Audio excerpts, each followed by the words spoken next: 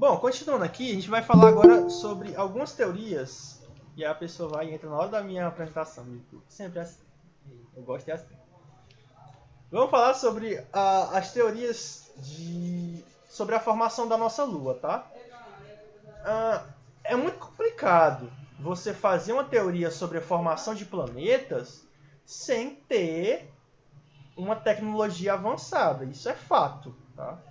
Mas, como o ser humano é um bicho curioso, teve alguns cientistas, principalmente no século XIX, século XVIII, que eles lançavam aí as ideias deles sobre como é que a Lua é formada, baseado com o que acontecia na Terra, tá?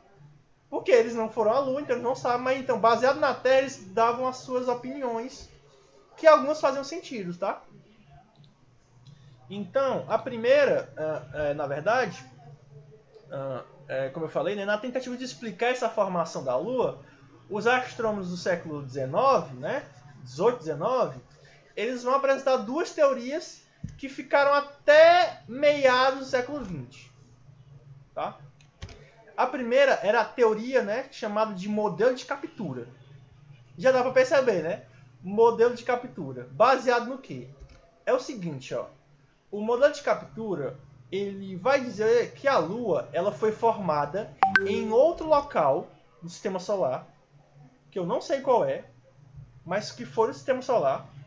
E aí, em algum momento, naquele caos da formação dos planetas, ou seja, quando aquela nuvem de poeira que já tinha formado a nossa própria estrela, o Sol, estava se estabilizando, estava aglutinando, naquele caos todo, veio lá uma bolinha de silício, ferro, alumínio e etc.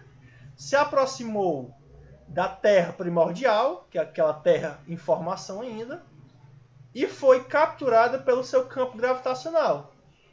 Tá? E aí, depois de alguns anos, né, vamos dizer alguns séculos, esse corpo que foi capturado, vindo de algum lugar do sistema solar, ele foi aprisionado na órbita e começou a orbitar a Terra. Tá?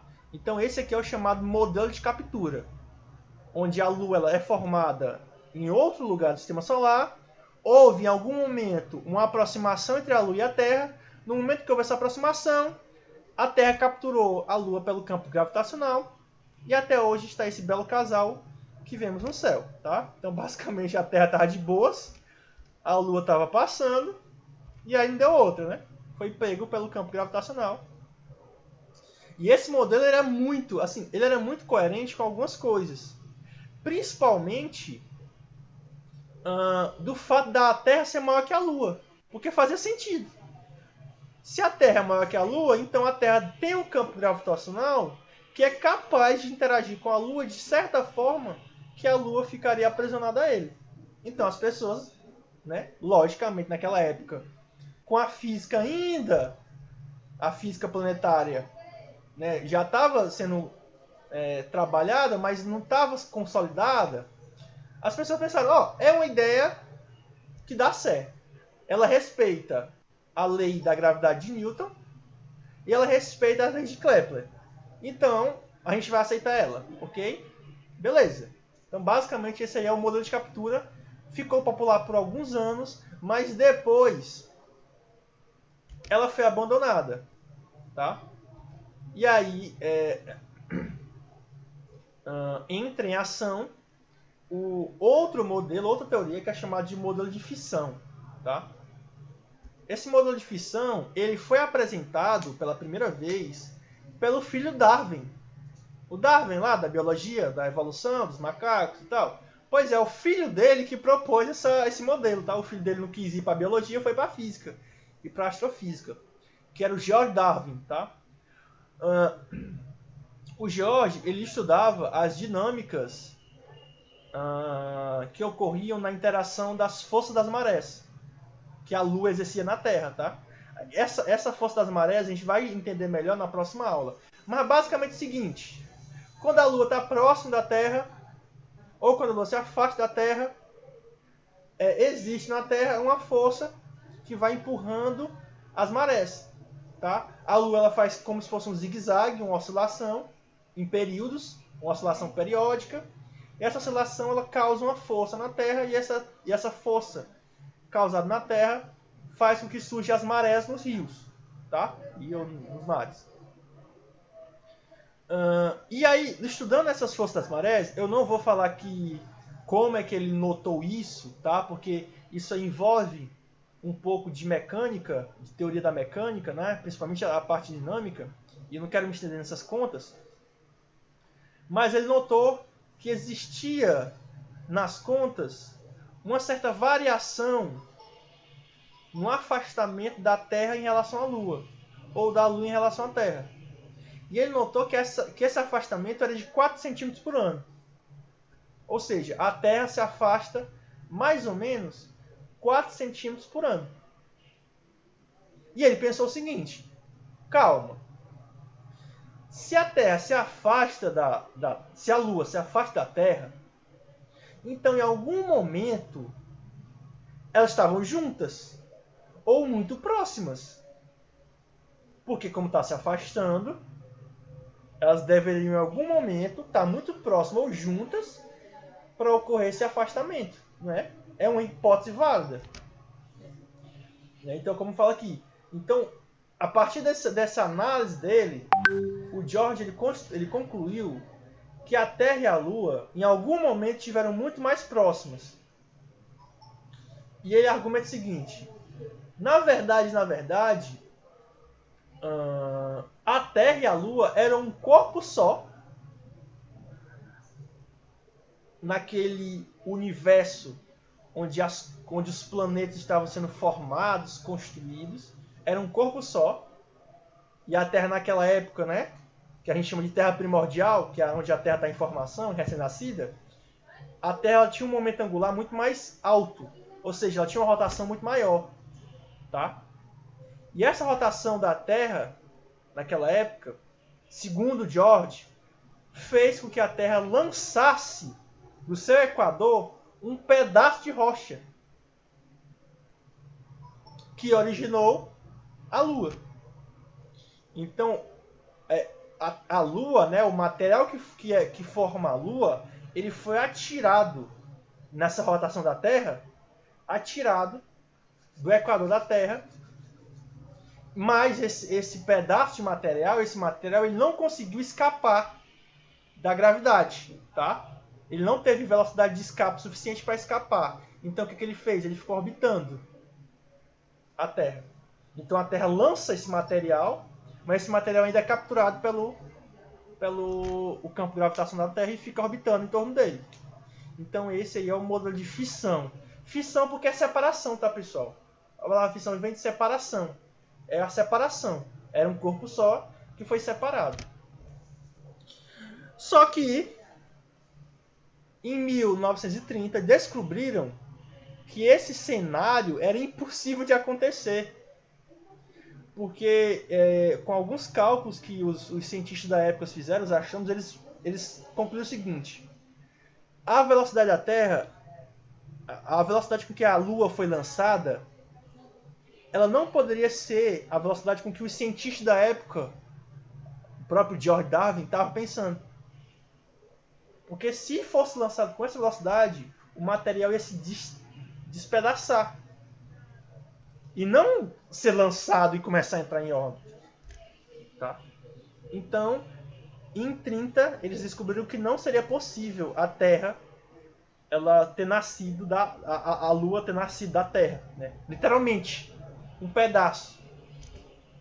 E essa teoria ela vai ser massacrada, ou seja, ela vai ser dita como realmente impossível quando a missão Apollo, quando a missão Luna trouxer as rochas da Lua para a Terra. Aí eles vão pensar, nossa, aí que não é possível mesmo. Tá? Então, o modelo de captura foi abandonado, o modelo de fissão foi abandonado. E aí fica a pergunta, então qual é o modelo agora que a gente tem? Qual é o modelo agora que dá para a gente acreditar? E aí, como o Paulo falou, é o modelo de colisão, tá? Que é chamado de grande impacto. O que é o grande impacto, tá? Basicamente é o seguinte. Grande parte do a teoria é o seguinte. Grande parte do material que formou a Lua, ele tem que ter vindo da Terra. Até por algumas características que as rochas da Terra e da Lua têm.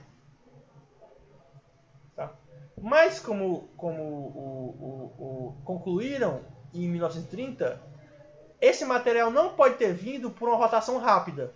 Ou seja, não daria para a Terra ter lançado. Mas eles sabem que o material da Terra e da Lua são compatíveis. Então, o que aconteceu? E aí criou-se a teoria do grande impacto, que ela é muito bem aceita hoje. É a teoria do seguinte, ó. Naquele universo primordial, a Terra ela interagiu com outro corpo de mais ou menos do tamanho da Terra. Hoje em dia, a gente sabe que esse corpo ele não poderia ter o tamanho da Terra, mas ele poderia ter o tamanho de Marte. Tá? Então, a Terra ela colide, tá? Mas não é uma colisão frontal, tipo de carro não, pessoal, tá? Porque isso aí ia destruir os dois planetas. É um raspão, tá ligado? Bateu na tangente, raspou assim, com esse outro corpo celeste. Esse corpo ele foi chamado de Theia, tá? A Theia, ela na mitologia grega, a Theia, ela é a mãe da Selena. A Selena, né, que ela é a deusa da lua, tá? Então faz tipo sentido, né? A Theia é a mãe da Selena. A Selena é a deusa da lua, então a Theia seria a mãe da lua, né? E a Terra seria o pai. Né? Que brega, mas é isso que o pessoal na época inventava, tá? Então, basicamente, esse grande impacto aconteceu o seguinte. Houve uma interação entre esses dois planetas e houve uma colisão interplanetária, tá? Eu coloquei aqui uma imagem que é uma imagem totalmente fora dos padrões, tá? Que aqui a Terra seria destruída se fosse isso, mas não foi. Foi uma colisão de raspão, tá? Que ela causou um estrago muito grande.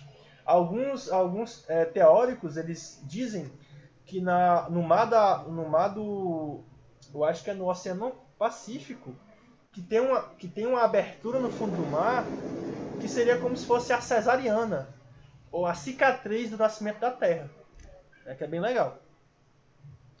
Essa teoria ela consegue responder algumas questões e ela consegue também levar em conta que a Terra e a Lua têm o mesmo material sólido, né? Então faria sentido essa colisão, tá? Mas ainda é uma teoria que falta algumas explicações e dia após dia os cientistas estão aprimorando ela com modelos computacionais, tá? Hoje em dia isso não é feito mais com papelzinho, é feito com computador. Eles fazem essa colisão no computador até gerar uma sequência de dados que fala assim, ó, tá aí, ó. Esses dados são compatíveis com a nossa Lua de hoje, tá? Então essas aqui são as 3 teorias sobre formação da Lua. Modelo de captura, modelo de fissão e grande impacto, tá, pessoal? Então, deixa eu dar aqui uma pausa na gravação para a gente conversar um pouquinho para a gente ir para o próximo tópico.